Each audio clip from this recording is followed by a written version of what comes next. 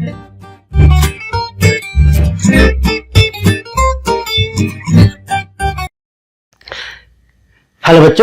बच्चों आज से हम स्टार्ट कर रहे हैं क्लास 8 के अंदर अपना चैप्टर नंबर 9 जिसका नाम है algebraic expressions and identities.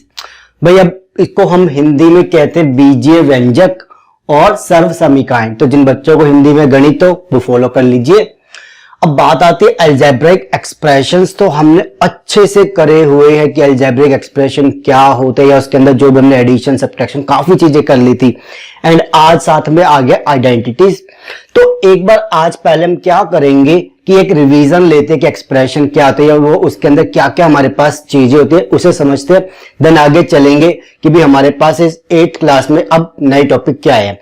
Already आपने ये लीनियर एक्सप्रेशन के अंदर भी किया था, बट दोबारा एक बार करते चलिए। तो सबसे पहली चीज अलजेब्रिक एक्सप्रेशंस हो या एक्सप्रेशंस हो, बात एक ही होती है। तो हमारे पास एक्सप्रेशन हम 6th क्लास से पढ़ते आ रहे हैं। तो एक एक्सप्रेशन क्या होता है पहले उसको देखते हैं हम।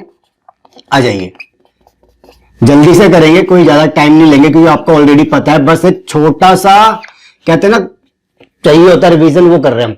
तो एक्सप्रेशन हमारी कैसे बनती है बच्चों? एक्सप्रेशन बनाने के लिए हमें क्या चाहिए होती है? कॉम्बिनेशन ऑफ, हमारे पास क्या होता है भाई, वेरिएबल एंड कांस्टेंट। ठीक है, तो ये हमारा क्या हो गया एक्सप्रेशन। अगर मैं सिंपल x भी लिख दूं तो भी वो एक्सप्रेशन है, ये याद रखना। ओके, तो x प्लस 5 लिखूं, x माइनस 5 या 5x कुछ भी लिखूं, जैसे x प्लस 5 5x लिखूं, माइनस 6 लिख दिया, ये सब क्या है मेरे एक्सप्रेशन है। तो किस किस से मिलके बने? ये था मेरे भाई वेरिएबल एंड ये क्या बच्चों कांस्टेंट। इतना तो हमें बहुत अच्छे से पता है कांस्टेंट। ठीक है, अब वेरिएबल क्या है? जिनकी वैल्यू चेंज हो। कांस्टेंट मतलब जिनकी वैल्यू चेंज ना हो। एक्स वाई जेड जो भी आप लेते हो वेरिएबल हमारे पास इसके अंदर, तो उनकी वैल्यू क्या है? प्रॉब्लम टू प्रॉब्लम चेंज हो जाएगी। भाई आपने कोई प्रॉब्लम में एक्स को यूज किया है, किसी और प्रॉब्लम में एक्स को यूज करोगे वहां उसकी वैल्यू चेंज हो जाएगी। बट अगर आपने कोई कांस्टेंट यूज किया है 1 2 कोई भी नंबर, तो ये क्या है? जहां पे भी लिखोगे वो वहां पे सेम ही रहेगा। 6 का मतलब 6 ही होगा, जहां मर्जी लिखो आप। सही है। तो अब आता है हमारे पास, एक होता है वेरिएबल, एक होता है कांस्टेंट एक्सप्रेशन के अंदर। और भी काफी सारी चीजें होती है, उसे समझते हैं। तो सबसे पहले आती है हमारे पास टर्म, कि एक एक्सप्रेशन के अंदर टर्म्स क्या होती है। तो एक एग्जांपल लूंगा पहले ताकि उसको अच्छे से समझ सके। देखिए, जैसे मान लो 2x square okay minus 5x plus y, ये मेरे पास क्या है? एक एक्सप्रेशन है। ठीक है, तो इसके अंदर टर्म क्या होगी भाई हमारी, बताओ। टर्म होती है हमारे पास वो चीजें जो भी हमारे पास सेपरेट हो, किससे? एडिशन या सब्ट्रैक्शन से। भाई वो अलग अलग चीजें जो एडिशन या सब्ट्रैक्शन से अलग हो रही हो ना, उसे हम क्या कहते हैं? टर्म्स कहते हैं। जैसे अभी इसको समझाता हूं। जैसे एक देखो, यहां से चले हम, अब क्या आ गया? एक सब्ट्रैक्शन का साइन आ गया, तो रुक जाओ, ये क्या होगी? मेरी एक टर्म हो गई। ठीक है, देन आगे बढ़ो, अब ये इसको लेके चलो, अब प्लस का साइन आ गया, एडिशन का आ गया, रुक जाओ। ठीक है जी, देन आगे बढ़ो, फिर से ये तीसरी हो गई। तो यहाँ पे क्या हो गया? इस तरीके से निकालते हैं टर्म्स को। तो यहाँ पे हमारे पास कौन कौन सी टर्म्स आ जाएगी? हमारे पास सबसे पहली आएगी 2, इसको ऐसे मत लिखो, 2x स्क्वायर। ठीक है जी, एक टर्म हो गई। दूसरी क्या होगी? माइनस 5x एंड तीसरी क्या होगी? y। तो ये सारी क्या मेरे पास बच्चों? टर्म्स है। ओके, क्लियर हो गया ना? देन टर्म्स के बाद आपके पास क्या चीज आती है? आते हैं फैक्टर्स। अब फैक्टर्स क्या चीज होती है? देखो, बड़ी आसान चीज है ये, बच्चों को कई बार कंफ्यूजन होती है, बस इस तरीके से याद रखो। देखो, एक्सप्रेशन किससे बनी? टर्म से। फैक्टर किससे बनेंगे? वो भी टर्म से बनेंगे। कैसे? देखो, हम यहां पे देखेंगे जो जो हमारे पास टर्म्स है ना, वो किस किस चीज से मिलके बनी है, सारी वो क्या हो जाएंगे? फैक्टर्स हो जाएंगे। दोबारा बोलूं, फैक्टर्स क्या होते हैं? जो हमारे पास टर्म्स है या एक्सप्रेशन है, वो जिस जिस चीज से मिलके बने हैं ना, सेपरेटली हर चीज को लिख दो, वो सारे क्या हो जाएंगे? फैक्टर्स हो जाएंगे। लाइक बात करते हैं, ये एक्सप्रेशन है मेरे पास, तो सबसे पहले क्या है? 2। ठीक है जी, फिर क्या है? X square. इसको कैसे लिखोगे? एक्स लिख लो, या एक्स स्क्वायर लिखना चाहो वैसे लिख लीजिए, कोई दिक्कत नहीं। एक्स। देन क्या है? -5, ठीक है। देन क्या है x, x आ चुका है तो दोबारा लिखने की जरूरत नहीं है। देन क्या मेरे पास y, ठीक है। तो यहां पे क्या हो जाएगा बच्चों, ये सारे की सारे मेरे फैक्टर्स हो जाएंगे। क्लियर हो गया? जी हाँ।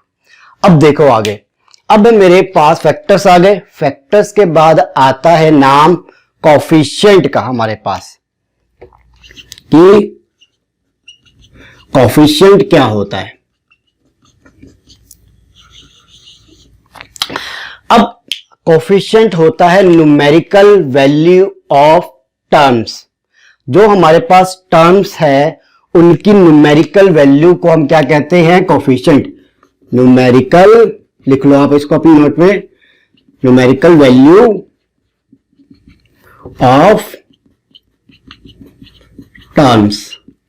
न्यूमेरिकल वैल्यू का मतलब क्या है? न्यूमेरिकल मतलब नंबर, नंबर मतलब 1 2 3 4 5 6, चाहे वो नेगेटिव में भी -1 -2 -3 कुछ भी हो, ये होते हैं न्यूमेरिकल वैल्यूज। ओके, तो यहां पे हमारे पास टर्म्स थी ये, या ये कह लीजिए, ठीक है। इनमें से हम न्यूमेरिकल वैल्यूज निकालते हैं। लाइक इसके अंदर मेरे पास न्यूमेरिकल वैल्यू क्या आएगी? देखो एक टर्म्स है 2, लिख दो। इसके अंदर क्या आएगी? 5 या -5? -5, ठीक है। x की वैल्यू मुझे अभी नहीं पता, y की वैल्यू नहीं पता, बट साथ में क्या है? ये -5 है, ये याद रखना। 5 मत लिख के आना गलती से भी, ये नंबर माइनस में आ जाएंगे। अब ये है y, y के साथ क्या है? कुछ भी नहीं, मगर है बच्चों, क्यों? 1 है इसके साथ। देखो यहां पे अगर मैं ऐसे लिखूं, y लिखूं, या मैं 1 मल्टीप्लाई बाय y लिखूं, बात एक ही है, बिल्कुल एक ही है भाई, दोनों का मतलब एक ही है। तो यहां पे 1 है, इसको छोड़ना मत। यहीं पे ना बच्चे छोड़ के आ जाते हैं और गलत कर जाते हैं। तो साथ में क्या है? 1 है, ठीक है जी। तो ये क्या हो गया आपके पास? इसकी कोफिशिएंट आ गए, यानी इसकी न्यूमेरिकल वैल्यूज आ गई है आपके पास, ठीक है जी। आगे चलो, लास्ट है इसके अंदर, अभी इसके अंदर ही जो हम एक्सप्रेशन की चीजें पढ़ रहे हैं वो आती है हमारे पास। टर्म्स हो गए, फैक्टर्स हो गए, कोफिशिएंट हो गए। एक बार मैं भी चेक कर लूं कुछ चीज स्किप ना कर दियो। देन आती है हमारे पास, अब हम करते हैं इसके अंदर अपना जो नेक्स्ट है, like and unlike terms. Okay, तो लाइक एंड अनलाइक टर्म्स क्या होती है हमारे पास? देखो जैसे लाइक है, लाइक की बात करते हैं पहले। लाइक टर्म होती है हमारे पास कि मान लो कि हमारे पास एक्सप्रेशन है, 2 एक्सप्रेशन है, अगर उसके अंदर जो टर्म्स है वो हमारे पास, लाइक एक सिंपल एग्जांपल लेता हूं पहले। एक है 2x², एक एक्सप्रेशन ये है 2x², ठीक है जी। एंड एक है मेरे पास 4x² मान लो। तो इसके अंदर टर्म्स क्या है? 2x² and 4x²। जब इनके अलजेब्राइक फैक्टर्स, जब इनके अलजेब्राइक फैक्टर्स, ओके, जब इनके बच्चों अलजेब्राइक फैक्टर्स सेम होंगे, दोनों से वो क्या हो जाएगी? लाइक टर्म्स हो जाएगी। अलजेब्राइक फैक्टर्स क्या होंगे? सेम।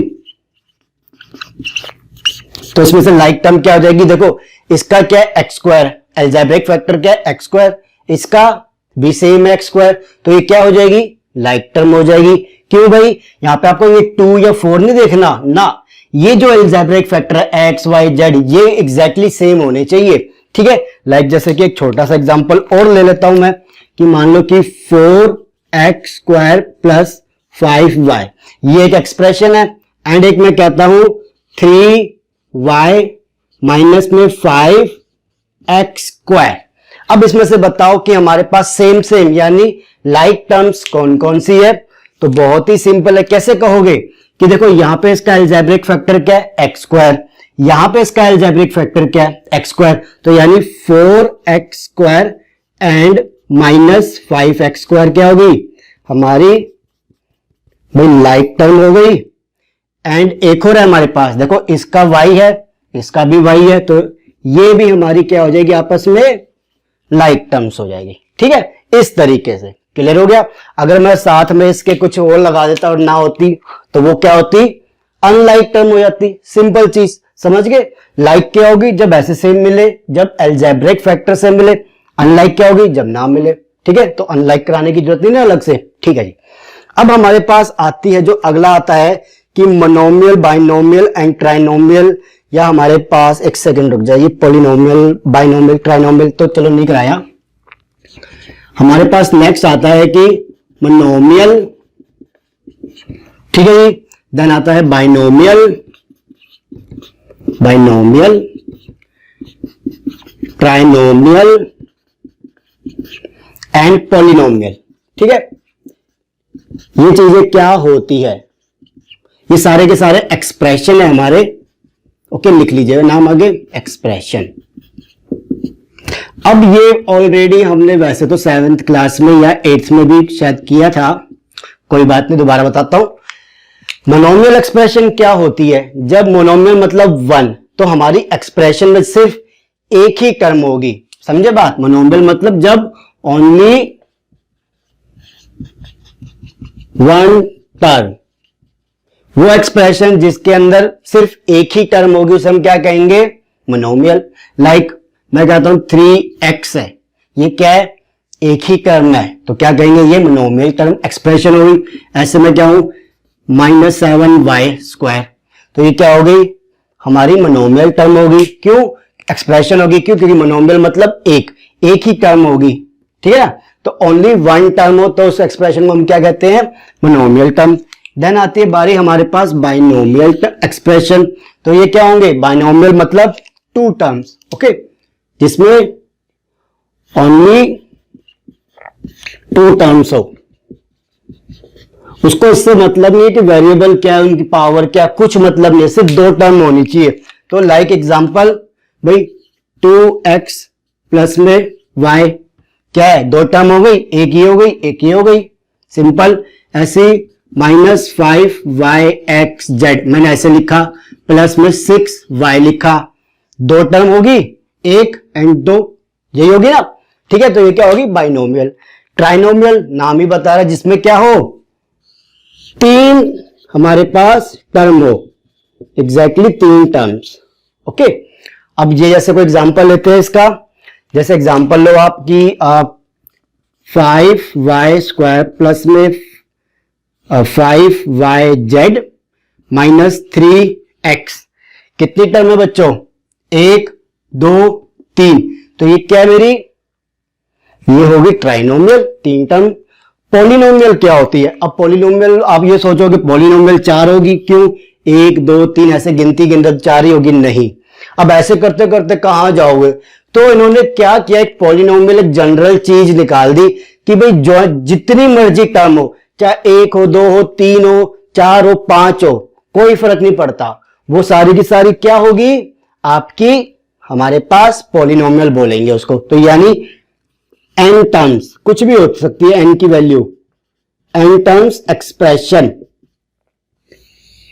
ओके। तो यहां पे क्या हो गया कि n की वैल्यू कुछ भी हो सकती है, n की वैल्यू 1 है तो तब भी वो पॉलिनोमियल होगी, यानी 1 टर्म वाली। n की वैल्यू 2 है मतलब 2 टर्म वाली, n की वैल्यू 3 है 3 टर्म वाली, 4 है तो 4 टर्म वाली। तो ये सारी क्या होगी आपस में, सारी की सारी पॉलिनोमियल ही होगी, ओके। तो आपको ऐसे कुछ भी सोचने की जरूरत नहीं है कि नाम क्या रखे, सारी की सारी, ये सारी जो मोनोमियल है, बाइनोमियल है, ट्राइनोमियल है, ये सारी की सारी आपकी क्या है, पॉलिनोमियल है। आप इनको चाहे मोनोमियल बोलो चाहे पॉलिनोमियल बोलो, एक ही बात है।